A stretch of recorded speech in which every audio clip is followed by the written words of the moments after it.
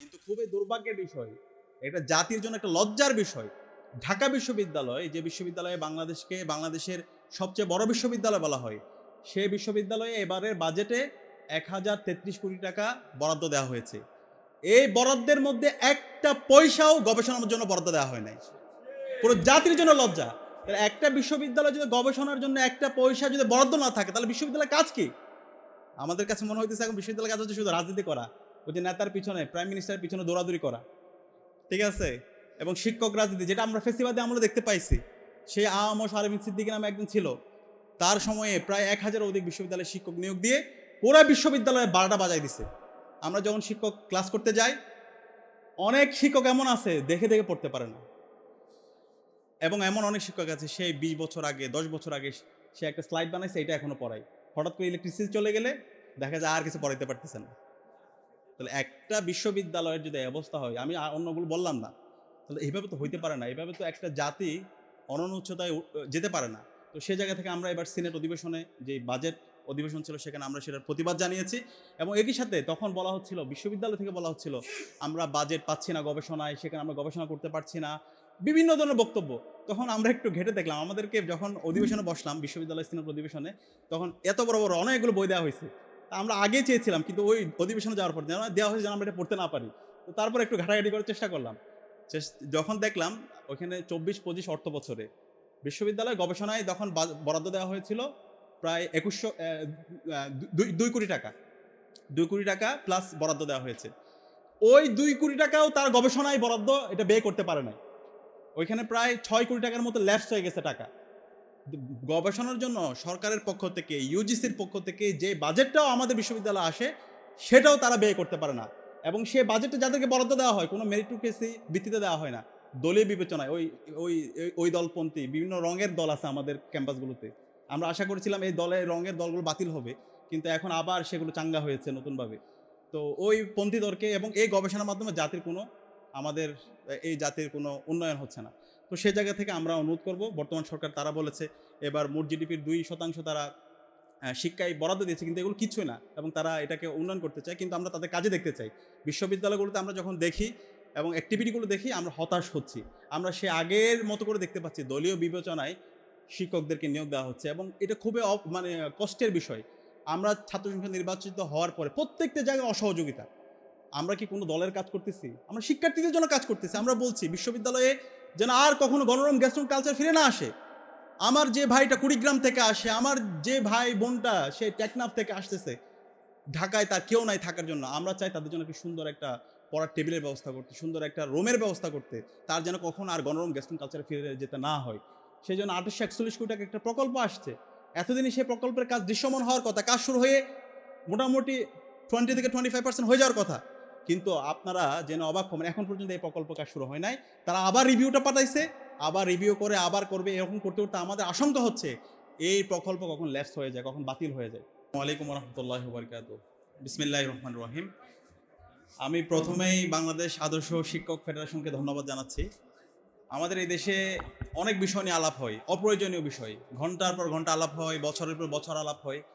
কিন্তু সবচেয়ে যে মৌলিক আলাপ আমাদের বেশি করা দরকার, শিক্ষা নিয়ে, গবেষণা নিয়ে, পড়াশোনা নিয়ে, শিক্ষাকে নতুনভাবে পুনর্গঠন নিয়ে, সে আলাপগুলো হয় না। তো সে জায়গায় বিপ্লব পরবর্তী বাংলাদেশ আদর্শ শিক্ষক ফেডারেশন তারা বারবার শিক্ষা ব্যবস্থার আমূল পরিবর্তনের জন্য কথা বলছে, এবং দীর্ঘ ফেসিবাদ বিরোধী আন্দোলনের সময়ও তারা সবসময় কথা বলেছে। সেই কারণে ছাত্র জনতার পক্ষ থেকে, ডাকসুর পক্ষ থেকে আমরা বাংলাদেশ আদর্শ শিক্ষক ফেডারেশনকে আন্তরিক মোবারকবাদ জ্ঞাপন করছি। আমি যেহেতু এখন ডাকসুর দায়িত্বে আছি, বাংলাদেশের ছাত্র সমাজের জায়গা থেকে আমার কিছু কথা আছে শিক্ষা ব্যবস্থা নিয়ে, এবং সম্প্রতি আমি কিছু দেশে ভিজিট করার চেষ্টা করেছি।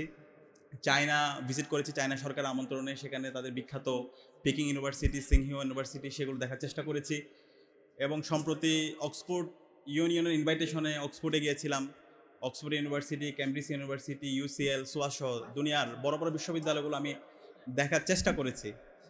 তো সারা বিশ্বের যতগুলো বিশ্ববিদ্যালয় আছে এবং যেই সরকারগুলো আছে, তারা সবসময় তাদের নেশনকে অনন্য উচ্চতা নেওয়া যাওয়ার জন্য তাদের সবচেয়ে বেশি ফোকাস করে থাকে তাদের শিক্ষা ব্যবস্থার উপর, এবং শিক্ষা ব্যবস্থায় তাদের সবচেয়ে বেশি গুরুত্ব দেওয়া হয়। তাদের যে বিশ্ববিদ্যালয়গুলো থাকে, বিশ্ববিদ্যালয়গুলো হচ্ছে এক একটা জ্ঞান উৎপাদনের হাব।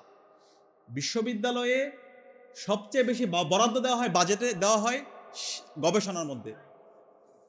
আমাদের এই দেশে আমরা বিশ্বাস করেছিলাম এবং আমরা আশা করেছিলাম জুলাই বিপ্লব পরবর্তী আমাদের এই শিক্ষা ব্যবস্থার আমূল পরিবর্তন হবে। কারণ ৫৫ বছর জুড়ে আমাদের যে শিক্ষা ব্যবস্থা, এই শিক্ষা ব্যবস্থা ছিল একটা ভারতের প্রেসক্রিপশনের শিক্ষা ব্যবস্থা, ব্রিটিশদের প্রেসক্রিপশনের শিক্ষা ব্যবস্থা। এই শিক্ষা ব্যবস্থার মাধ্যমে দক্ষ জনগোষ্ঠী কখনো তৈরি করা সম্ভব না, এর মাধ্যমে কেরানি তৈরি হবে। এই শিক্ষা ব্যবস্থার মাধ্যমে বিজ্ঞান, প্রযুক্তি, শিল্প, সাহিত্য, সংস্কৃতির মাধ্যমে আমাদের এই দেশকে আমরা কখনো অনন্য উচ্চতা নিয়ে যেতে পারবো না। এবং বিশেষ করে গত ১৬ বছরে আমাদের পুরো শিক্ষা ব্যবস্থা এটা ছিল ভারতের একটা শ্যাডো এডুকেশন সিস্টেম। এখানে শিক্ষা ব্যবস্থার মধ্যে কিছুই ছিল না এবং নৈতিকতার যেই ন্যূনতম অংশটা ছিল সেটাকেও তারা সমূল উৎপাদন করে দিয়েছিল। তো বিপ্লবে আমাদের যে প্রত্যাশা ছিল সেই শিক্ষা ব্যবস্থার আমূল পরিবর্তন করে নতুনভাবে আমাদের শিক্ষা ব্যবস্থাকে ঢেলে সাজানো হবে। এবং সেই জায়গা থেকে আমরা যখন ক্যাম্পাসগুলোতে আমাদের ছাত্র রাজনীতি যখন আমরা পাবলিকলি যখন আমরা কাজ করছিলাম, সেখানে আমরা বারবার বলেছি আমরা এই ক্যাম্পাসগুলোকে এক একটা জ্ঞান উৎপাদনের হাব বানাতে চাই। আমরা যখন নির্বাচিত হয়েছে, নির্বাচন হওয়ার পর আমরা বলেছি ঢাকা বিশ্ববিদ্যালয়কে আমরা একটা পূর্ণাঙ্গ একাডেমিক ইনস্টিটিউট হিসেবে বিনির্মাণ করতে চাই। এবং আমরা বলেছি, বারবার আমরা বলেছি আমাদের এই গবেষণা সবচেয়ে বেশি বরাদ্দ দিতে হবে। কিন্তু খুবই দুর্ভাগ্যের বিষয়, বিপ্লব পরবর্তী আজকে নতুন সরকার আসছে, নির্বাচিত সরকার, আমরা আশা করেছিলাম তারা এই বিষয়টা আমলে নিয়ে বিপ্লবের আকাঙ্ক্ষাকে ধারণ করে গবেষণায় সর্বোচ্চ বাজেট দিবে। এইভাবে হইতে পারে না। আমরা বেঁচে থাকতে এই ক্যাম্পাসে আর কখনো গণরম গ্যাস্ট্রন কালচার ফিরে আসতে সেটা দিব না। এবং আমরা এই অন্তর্বর্তীকালীন সরকারের সময়ে ডাকসুর পক্ষ থেকে আমরা বিভিন্ন প্রজেক্ট নিয়ে এসেছিলাম শিক্ষার্থীদের জন্য। আপনারা জানেন শিক্ষার্থীদের জন্য আমরা আমাদের এই ক্যাম্পাসে মেয়েদের জন্য জিমনেশিয়াম, যেটা কখনো ব্যবস্থা ছিল না সেটা আমরা ব্যবস্থা করেছি।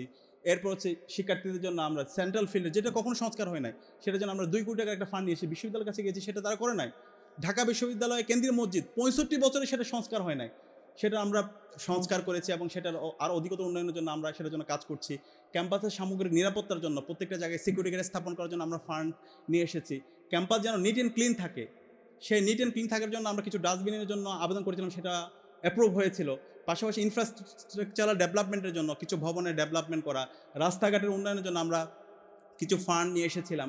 যে পুকুরগুলো আছে ক্যাম্পাসের পরিবেশগত, সেই পরিবেশ সুরক্ষার জন্য সে পুকুরগুলো সংস্কার করা, লাইটিং করা, সেটার জন্য আমরা কিছু প্রজেক্ট নিয়ে এসেছি।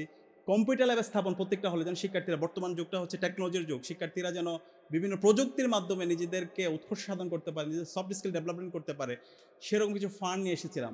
কিন্তু দুর্ভাগ্যের বিষয়, নতুন সরকার আসার পরে সবগুলো প্রজেক্টগুলো তারা বাতিল করে দিছে। বা এটা কি শিবিরের বা মানে হচ্ছে প্রকল্প, নাকি এটা জামাতের প্রকল্প, নাকি এটা শিক্ষার্থীদের প্রকল্প? এবং যে প্রকল্পগুলো ইতিমধ্যে অনুমোদন হয়েছে সেই প্রকল্পগুলো বাতিল করে দিছে। আচ্ছা, বাতিল করে আপনারা করেন না, তারাও করবে না। এই যে আমরা 2 কোটি টাকা ফান্ড নিয়ে আসছি, আজকে প্রায় 6 মাস ধরে আমরা এটা নিয়ে কথা বলতেছি, কিন্তু এখন বৃষ্টির কারণে ঢাকা বিশ্ববিদ্যালয় সেন্ট্রাল ফিল্ডে যান, হাঁটু পর্যন্ত পানি, ছেলেপেলেরা খেলাধুলা করতে পারতেছে না। হয় আপনারা নিজেরা ফান্ড নিয়ে এসে কাজ করেন, অথবা আমাদেরকে করতে দেন। তারা নিজেরাও করবে না, আমাদেরকে করতে দিবে না। এটা কোন ধরনের হিপোক্রেসি? ঢাকা বিশ্ববিদ্যালয় সেন্ট্রাল মসজিদে আমরা অনেক কষ্ট করে আমরা বিশ্ববিদ্যালয় পড়াশোনা বলতে হয় না, পরবর্তী আমরা নিজেরাই মসজিদে সংস্কার করলাম এবং এসি নিয়ে আসছি। অনেক কষ্ট হয়ে যায় মুসল্লিদের। সে এসি আমাদেরকে বলা হয়েছিল 1 মাসের মধ্যে সেটা এসি ইলেকট্রিসিটি কানেক্ট করা হবে। এবং আজকে যিনি অন্তর্বর্তীকালীন সরকারের সাবেক ধর্ম উপদেষ্টা, উনি আমাদের উদ্বোধন অনুষ্ঠানে ছিলেন, সাবেক বিসি ছিলেন। কিছুদিন আগে প্রেস রিলিজ দিয়ে বলা হয়েছে নাকি এটা আমরা অনুমোদন ছাড়া এটা আমরা করছি। কিন্তু যে প্রোগ্রামে ভিসি উপস্থিত ছিল উদ্বোধনের সময়, এবং সেটা সম্পূর্ণ আমাদের রেজুলেশন আছে, মিটিং হয়েছে, কিন্তু এরপর এখন বলতেছে সম্পূর্ণ অস্বীকার করতেছে।